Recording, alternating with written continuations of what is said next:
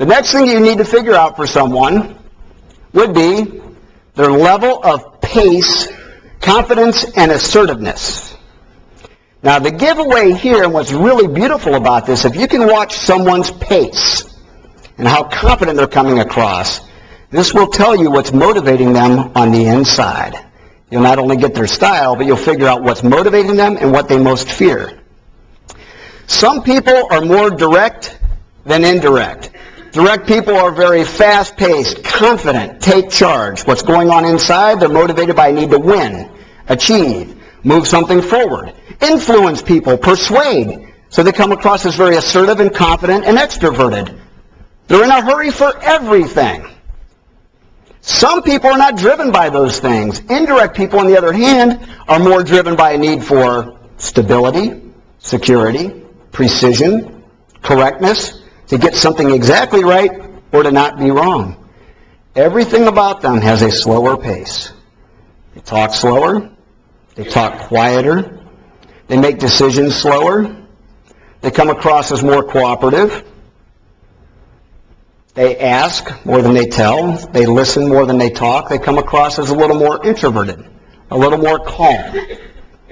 Not direct people. They come across as competitive, impatient. They don't play games for funsies. These are the people that go to a putt-putt course and they've got the scorecard. And they want to know how they're doing. If their ball winds up against the rail, they move it out one club head and they're looking at yours. Come on, that's all you get. That's all you get. Okay, I'm going to keep scoring this. Direct people walk fast, talk fast, eat fast, drive fast.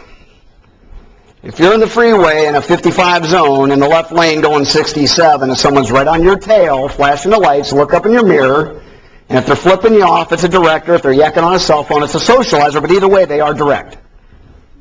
They want you out of the way, they want to get ahead. Pace and assertiveness. When you meet a direct person, they shake your hand, it's a firm handshake, they look you right in the eye. They maintain eye contact. That's a giveaway. They're that confident. Indirect people, it's a little bit of a softer handshake, and they'll drop eye contact. It's more intermittent. Now, is it pretty clear to you what a direct behavior looks like versus indirect behavior?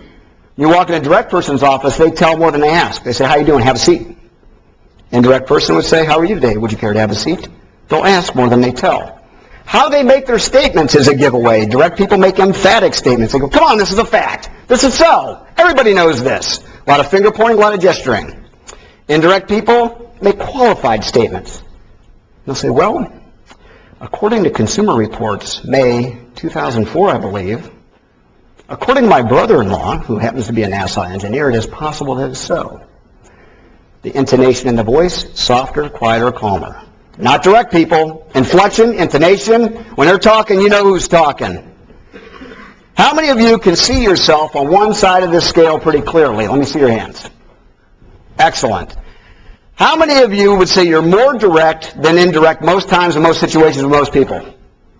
How many of you would be viewed by others as maybe more indirect, more cooperative, less competitive by other people? Congratulations. If you see yourselves as really direct, give yourselves a D. Kind of direct, give yourself a C. More indirect than direct by far, give yourself an A. A little bit more indirect than direct, a B. Now, before we go into the 4 styles, I need to ask you a very serious question. How many of you would think when it comes to being open and guarded, direct and indirect, you might behave differently with your family and friends than maybe you do at work? Is that possible? Good. We have a word for that. It's schizophrenic.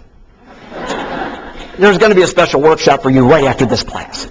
Actually, it's perfectly natural to change our behavior depending on the person we're with, our situation, our surroundings, or what's appropriate for that situation.